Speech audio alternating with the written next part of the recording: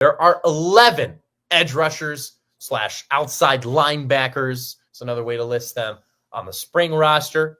There are 5 returners: Alec Bryant, Daniel Brown, Gabe Yakas, JoJo Hayden, and Joe Barna. There's 1 transfer, Leon Lowry Jr., who I'll introduce you to. And there are 4 returners who did not play last season, as Mason Murrigan, Clayton Leonard, Carter Smith, and Harrison Ngasa. And then there is 1 recruit in Eric Gale. So let's run through this. We got like 8 minutes, but that should be enough. Again, I cut the linebackers in half into linebackers and edge, so we can get through these pretty quick. First up is Alec Bryant, number 3. He is 6'3", 250. He is a senior from Houston, Texas, and he played in every single game each of the last 3 seasons. His stat line last year: 22 tackles, 15 solo, 2 for a loss, 2 sacks, 1 pass deflection, and 1 fumble recovery. He had a career-high 2 sacks at Nebraska. His fumble recovery was against Kansas, which I got to see live, thankfully.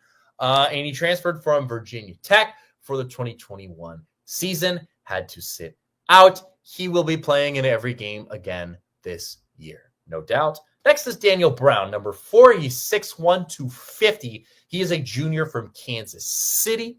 He played in just 2 games last year. It was actually at the end of the year. He missed the first 11 games due to injury, so he only got in for that Northwestern game and then the Citrus Bowl against South Carolina. He did not put up any stats in those 2 games.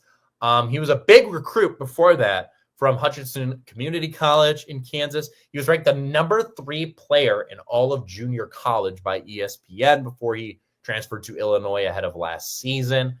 So he is, again, he's technically a returner who did play because he got in 2 games, but he's a complete wild card. We have no idea how he's going to do at the Big Ten level because we barely got to see him last year.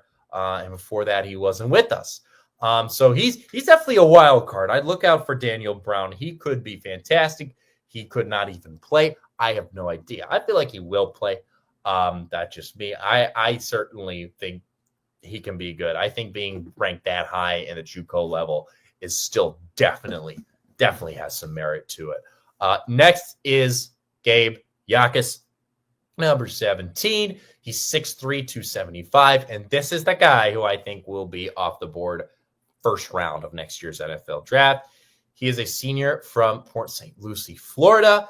Absolute superstar, no question about it. He probably is the best player on this entire Illini roster, which is cool that we kind of get to him towards the end of our position group previews because he's such an exciting player. CBS Sports ranks him as the number 20 overall player in all of college football. He was number 2 in the Big Ten among returners, or he will be.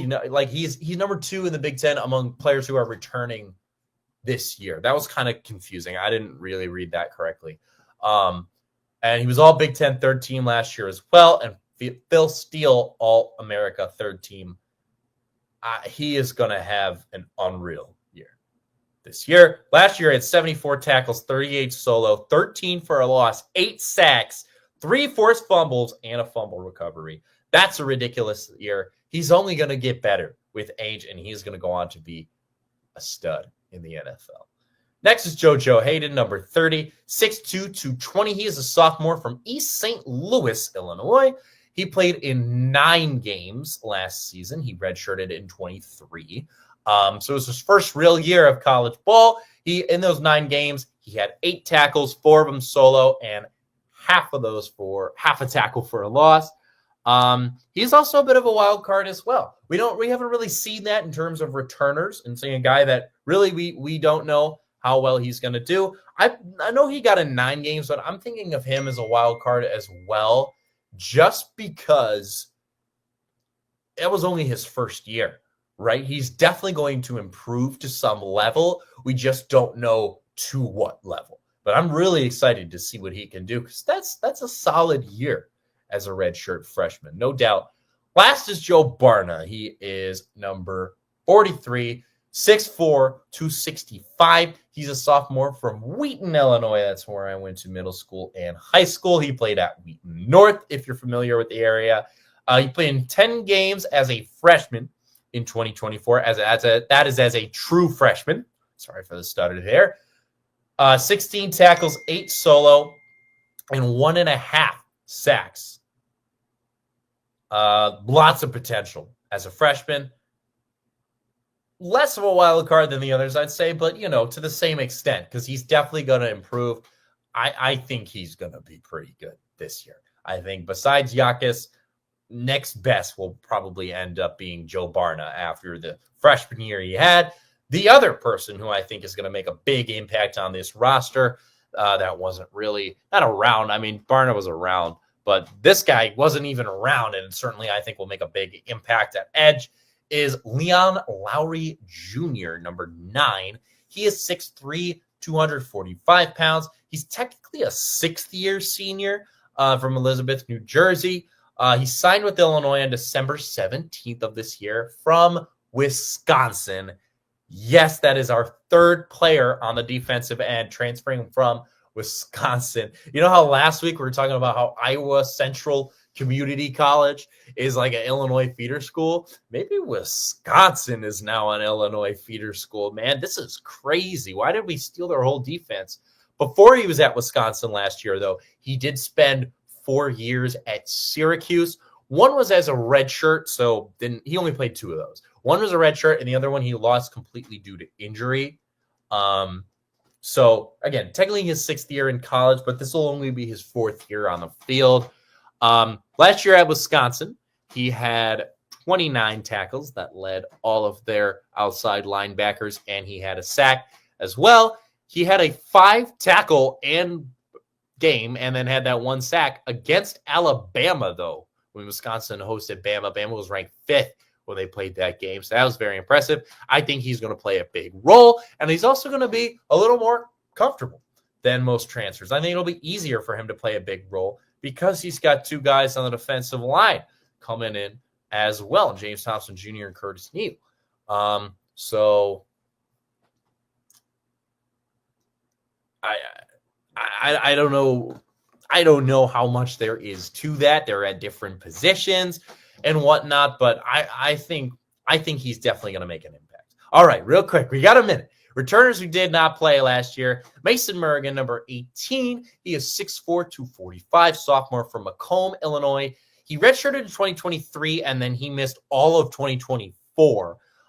So he hasn't even really gotten a chance, but he was a 3-star recruit and number 16 in Michigan, according to ESPN. He was a 2-time Division II state champ as well. He could play because, again, he hasn't really gotten the chance yet. He's another wild card. There's a couple wild cards at this position. This will definitely be a more exciting one. Clayton Leonard, number 41. He is 6'4", 290. Wow. He is a junior from Danforth, Illinois. He redshirted 22 and then hasn't played either of the last 2 years.